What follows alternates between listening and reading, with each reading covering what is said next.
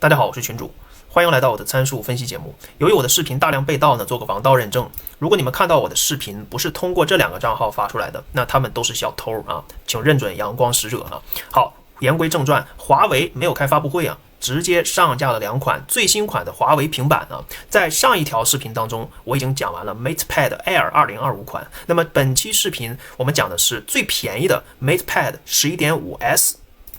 那去年这个 11.5S 呢，其实就非常的受欢迎啊，销量也非常的高，很多的学生群体都拿来用它做笔记啊，很多人也买的柔光屏，因为更适合书写。那今年这个 11.5S 的2025款呢，其实它的产品定位是没有任何改变的，还是更适合大家阅读学习的这么一类产品。它不是给人家娱乐打游戏的这种平板，它更适合拿来好好学习，甚至说作为办公的一个辅助工具的啊。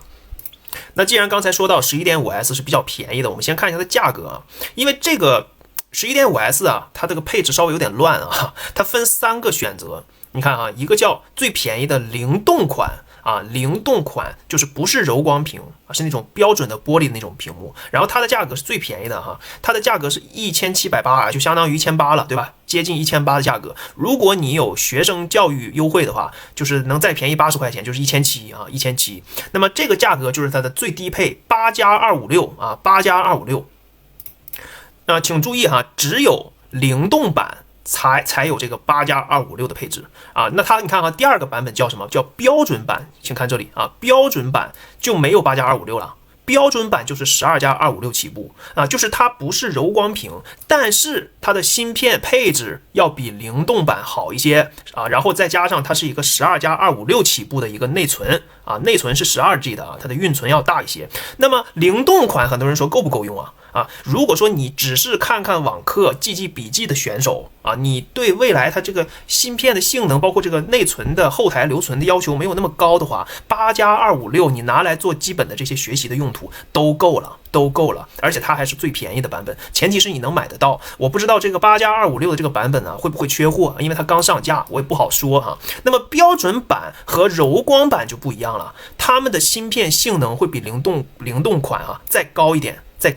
当然了，它们的性能应该是比不上 Air 的它应该是不会阉割频率，也不会阉割核心的。那么 11.5S 的芯片大概率是会有降频或者说有锁核心的版本的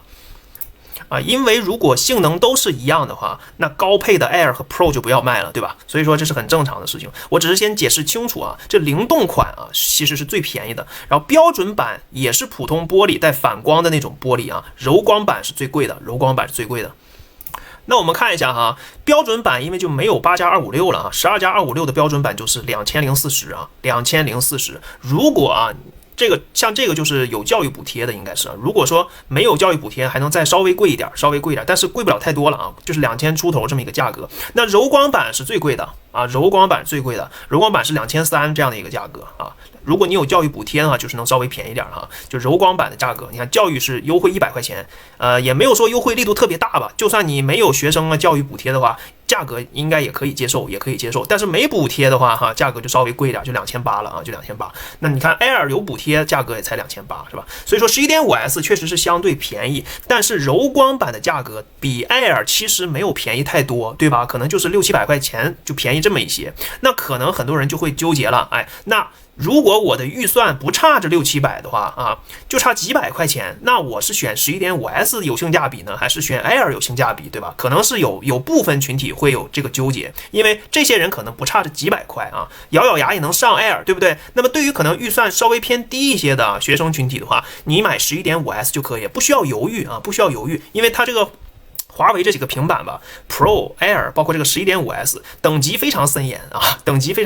那么我会在这一期的视频当中啊，跟这个 Air 啊有些东西有区别的，我也会讲出来。那么你想详细的了解 Air 的话，可以看我这个上一条视频啊，就是专门讲 Air 的。好，那我们接下来就来看它这个配置了啊。首先这几个颜色我觉得都是比较清爽的啊，没什么好说的啊，也没有什么特点啊，也没有什么毛病啊，也不难看。那这几个颜色呢，坦白说，它这个粉色和这个绿色吧，就没有 Air 好看了。确实是没有 Air 好看，但是呢，绿色也是相对清爽的，白色、灰色就比较万能啊，就谈不上什么时尚了啊，但是没有任何毛病，白色也是百搭，对吧？那么像这个11.5S 呢，我可能比较推荐这个白色啊，当然你喜欢绿色也 OK 啊。我觉得 Air 的颜色能比它稍微好看点啊，比好看点。那么这是它几个卖点，它这里哈就是给你总结了几个卖点，柔光屏什么的啊，我们就一个一个大图来看吧啊，小总结不看了。首先，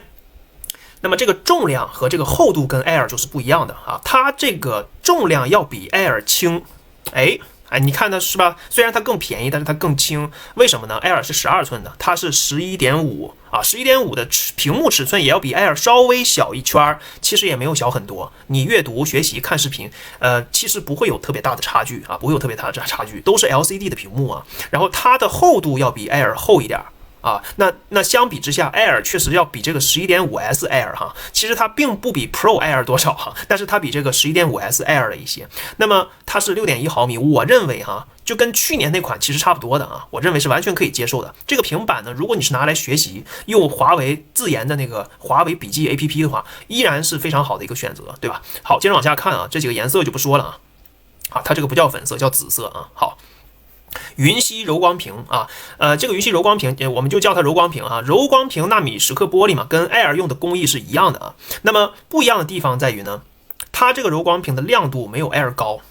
Air 呢，在强光下，比如说户外的大太阳啊，就是强光下可以达到1000尼特的峰值亮度的啊。在这种特定场景下 ，Air 呢，在你有50%的电量的时候，在强光刺激下是可以达到更高的亮度的，可以保证你在强光下看得清屏幕的内容。啊，这是 Air， 就是这一点要比这个11.5S 好。11.5S 就是普通的 LCD 的亮度，但是依然有柔光屏，不反光，而且就是更适合阅读和书写，更接近纸张的效果啊。这是柔光屏。那标准版嘛，它不是有标准版和灵动版吗？那个灵动版和标准版就是带玻璃反光的，但是看视频会更通透一些啊。如果你是阅读文字书写比较多的话，你就买柔光版。如果说你是看视频为主啊，看网课，你不用它来书写，文字看的不多，看图啊，看视频比较多，你就选灵动款和那个标准版就可以了啊。但是灵动款的芯片性能会更低啊，芯片性能会更低。如果你是纯学习的选手也没有任何问题啊，没有任何问题，你可以选最便宜的那个啊，这个我负责任的讲啊，没有说什么平板你学不了习的，基本上啊，就哪怕是600-700块钱的平板都能学习。现在啊，这是我要说的一个点，它柔光屏跟 Air 是有区别的，然后 Air 的屏幕会更亮啊 ，LCD 的规格能更高一些。好，那么书写这一块呢，他们支持的手写笔都是一样的。那么华为现在在官方的宣传里面是重点宣传它这个 M Pencil Pro， 请注意这个 Pro 啊比较贵，我上一条视频也已经讲过了，要卖700块。那么我就专门问了一个客服，我用老款的手写笔能不能跟它搭？哎，官方的客服已经回答我了，是支持第3代手写笔的啊。你用老款的第3代的 M Pencil， 没有 Pro 的那个第3代 M Pencil 支持星闪技术的，用它来记笔记就可以了。它这个只卖340块。虽然说340块也不是一支便宜的笔，但是比这个 Pro 便宜多了吧？这个 Pro 是700块啊，这便宜了1倍了，对不对？所以说你尽量，如果只是记笔记需求的如果你不需要 Pro 的那个什么后置麦克风功能啊，尾巴那里是麦克风，然后可以画画的话啊，画画更好一些。如果你不需要，你只是记笔记，那么你就买这个340块的笔，跟这个平板搭已经足够了。也就是说，你最便宜那个灵动款是吧？是1800，再加340是吧？其实就是2000出头就能下来了，应该是很多人能够接受的一个价格了啊。如果你是纯学习的选手，当然了，柔光屏可能书写效果更好一些，对吧？好，接着往下看哈，屏幕的分辨率啊，包括它这个刷新率跟 Air 都是一样的啊，跟 Air 清晰度跟 Air 几乎是一样的。啊，而且都有 P3 广色域啊，有一定的色彩管理。其实屏幕显示效果我认为是 OK 的，看视频、看网课、阅读、手写啊，都是没有任何问题的。就是说刚才这个峰值的亮度和规格这一块呢，比 Air 还是要差一些啊。这个屏幕甚至还支持 HDR Vivid 啊，就是可以看一些 HDR 的内容都是可以的，但是它的亮度是没有 Air 高的啊，这点要注意一下啊。当然了，你在室内用它记笔记学习都够了，你就拿到户外的时候，或者说上边啊，你头顶上这些光啊特别强的时候啊，打在它这个屏幕上面就没有办法激发到更高的一个亮度啊。那我认为，如果是去年那款啊你都能够接受的话，那今年这款你肯定还能接受，因为它的芯片性能也是更强的啊。屏幕这一块肯定跟 Air 还是有一定的等级森严在这里边的啊，还是差点，但是呢学习肯定够了。好，接着往下看啊。啊，你看这里重点介绍华为笔记了啊。你像 Air 了、Pro 了，它不是重点宣传华为笔记的。那你像 11.5S 这种配置稍微低一些的呢，它就只能宣传软件了，对吧？华为笔记是不需要你格外花钱的一个自己开发的一个专门啊跟这个星闪手写笔搭配的一个记笔记软件。啊，是非常好用的，非常好用的。你要是用果子这样的品牌，那它肯定还要订阅才可以。那华为这个笔记是不需要花钱的，你买这个平板就有的。那么其实这也是华为的研发成本嘛，甚至呢。这个平板还可以用天生绘画，你想画画也可以，这都是华为自己开发的啊，自己开发这些软件。你看这个什么笔记啊 ，AI 字迹调整了，公式圈一下就能识别出来，是吧？可以帮你，就是你一圈，然后通过华为的小艺助手啊，可以进行搜索答案啊，帮你解题这些东西啊，这些东西你自己用就可以了啊。因为我用的是去年的 Air， 这些功能吧，我升级完鸿蒙之后呢，也都能用啊，我升级到鸿蒙5.1之后都能用。那么现在这个平板呢？很多新的功能都只能用纯写鸿蒙它才给你啊，这也是很正常的。它自己开发的系统肯定是新功能都是用自己开发的系统啊。好，那么这个小艺没难题这个东西就学习助手嘛，你们自己按照它的这个教程啊，你第一次打开呢，它也会给你一些指示，教你怎么用这些功能，你就放心用就可以了。华为的这个笔记功能确实都不错，结合它华为的小艺助手，对吧？好，天生绘画我就不多说了，因为群主不太懂画画。群主不太懂画画，那么他这个画画软件怎么样？其实我真不太知道，咱实话实说，不懂的不能乱讲啊。当然了，我知道的是什么呢？就是这个画画软件呢，如果搭配的是 M Pencil Pro， 就是700块钱的那根笔啊，它支持的效果会更好。如果你用的是第3代340块钱那个笔的话，它的效果和功能就没有这个 M Pencil Pro 多啊，这一点你可能需要权衡一下。如果你需要画画，大量的绘画啊。那你首先你可能要先买柔光版，就稍微贵一点，2000多这个版本，然后你还要花700块买它这个 Pro 的手写笔，预算就要高一点啊。如果你买灵动款标准版，一个是手感，这个屏幕上你写画画的手感不如柔光版，第二呢就是灵动款的芯片性能啊肯定还会进一步降低，就稍微卡顿一些也是有可能的啊。那么这一点大家要自己权衡一下啊。主要就是说你到底需不需要大量的画画，这个东西你要问问自己啊。你如果只是一时新鲜的话，你就不要花这个钱了啊。如果说你确定我一定要用它来画画，因为华为这个天生绘画的软件也是免费用的，不是像别的品牌你需要订阅购买的，这些都是在它的这个价格里面的哈，也是它的一个研发成本的。它自己开发的绘画软件跟很多这个美术学院合作的这么一个 APP， 对吧？好，那么接着往下看啊。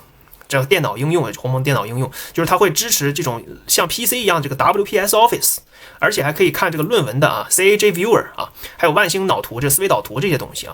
但是你看它这里就不像 Air 它就展示了什么 CAD， 对吧？你像看 CAD 呢，通常配置需要高一点。好，从这里也能看出来，这个 11.5S 的配置芯片的性能可能相比 Air 是要低一点的。你看个论文当然可以了 ，WPS 的像 PPT、Excel、Word 就这种比较轻度的编辑是可以的，简单的修改一下，因为毕竟性能还是受限制，你不能指望它去替代笔记本电脑。这样我反复的在平板的节目当中会提到这一句，你的第一台设备一定是正八经的电脑，绝对不是平板，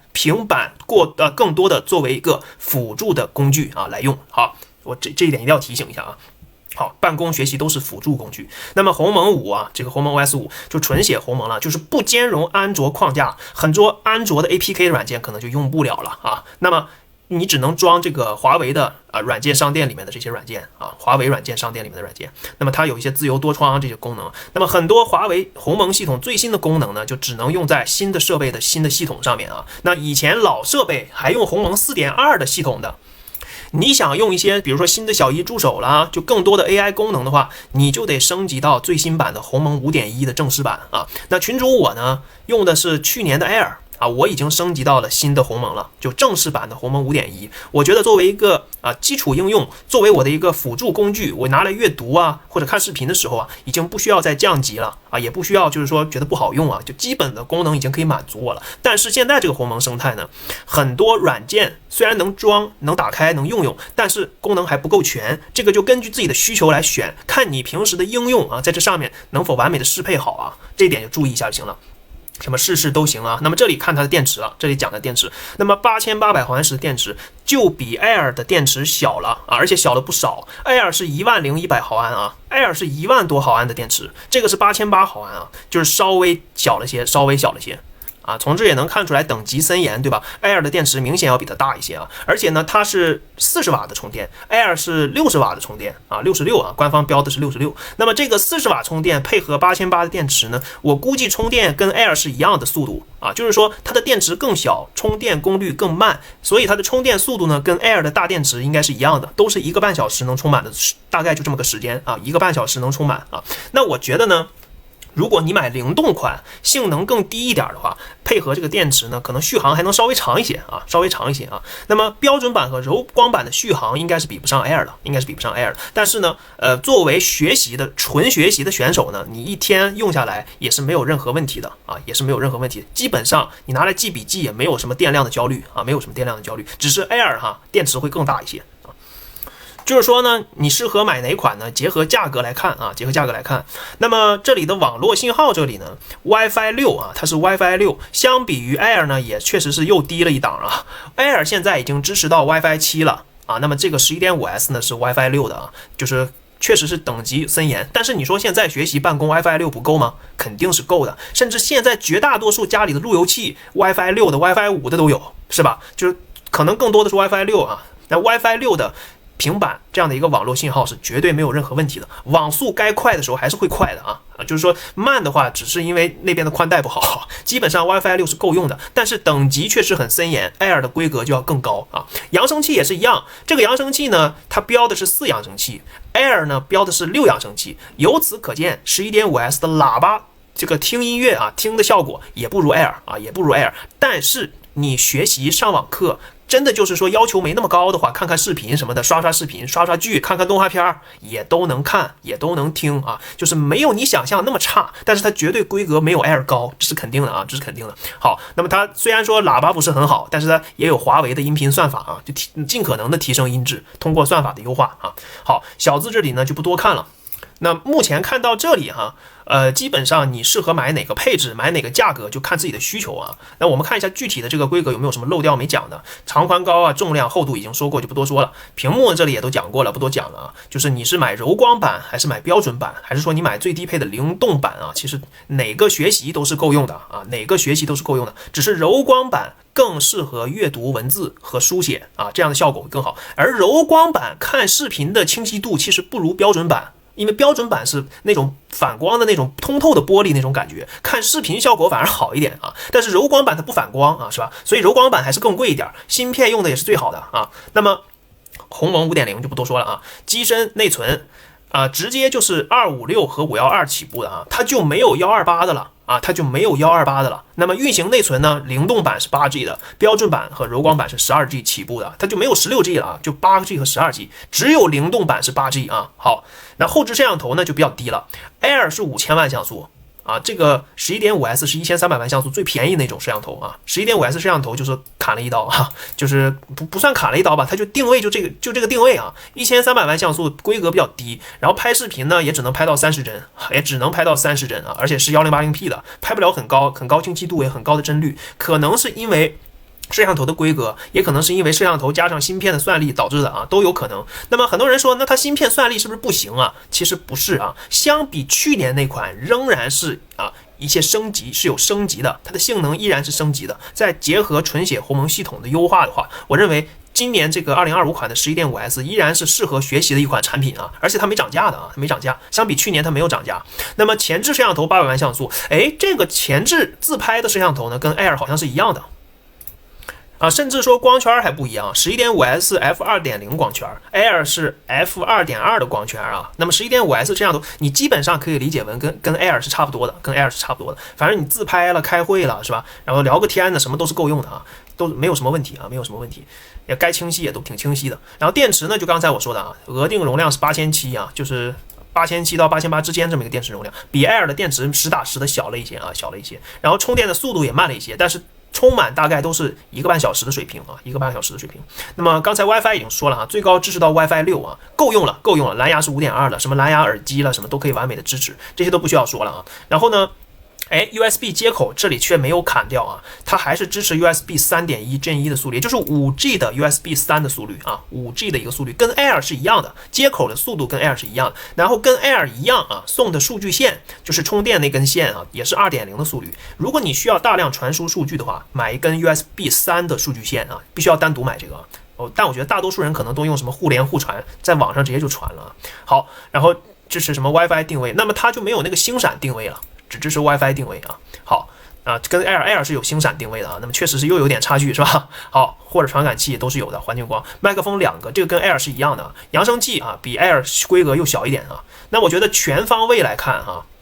送你个抛光布啊，就柔光版啊，柔光版有个抛光布，就用这个它给你的这个软布啊，就更适合擦屏幕，对屏幕的损害会比较小。要不然你拿别的东西乱擦它那个屏幕，可能会伤害到它啊。送你个抛光布啊，送你数据线，送你充电器，就没有什么皮套外壳送你了啊，这些就没有，你需要单独买，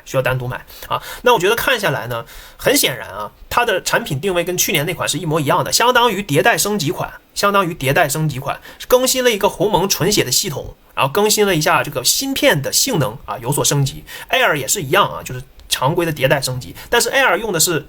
就是 Mate 70 Pro 上面那个芯片嘛，就是性能幅度提升的可能会大一点。那其实 11.5S 的性能提升幅度也不会很小啊，就是都是有提升的，但是 11.5S 就更有点常规升级的感觉，比 Air 呢是全方位的低一档啊，很显然都能看出来，就是一些细节的体验上，一些硬件的规格上能看出来。但是还是那句话。用它学习，用它作为一个办公的辅助工具够不够？肯定是够了啊！你不，华为现在这些东西吧，确实因为可能受制裁吧，芯片的性能都不是特别的强，所以说呢，你就不要指望拿它来娱乐，知道吗？你像这个价位段，你如果是冲着娱乐去买华为的平板的话，那就没有太大的必要，因为你用同样的价格都可以买到性价比更高的其他品牌的安卓平板，我就不点名啊，甚至说比它更低的价格，1600-1700块钱，你都能买到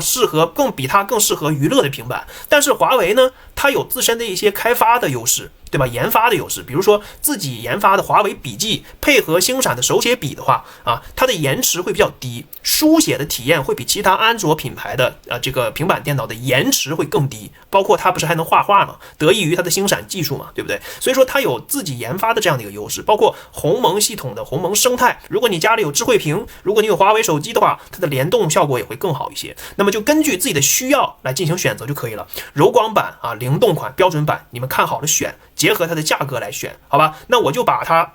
挂到评论区的置顶啊，你进去之后你就可以自己选配、选颜色啊，就是说你看你是要哪个版本、哪个配置，然后你自己看一下补贴之后啊，如果你有教育补贴的资格，你就用教育补贴，好吧？希望这个节目对大家有帮助，大家可以点点赞、点点关注、转发，让更多人看到啊。我们下期节目再见。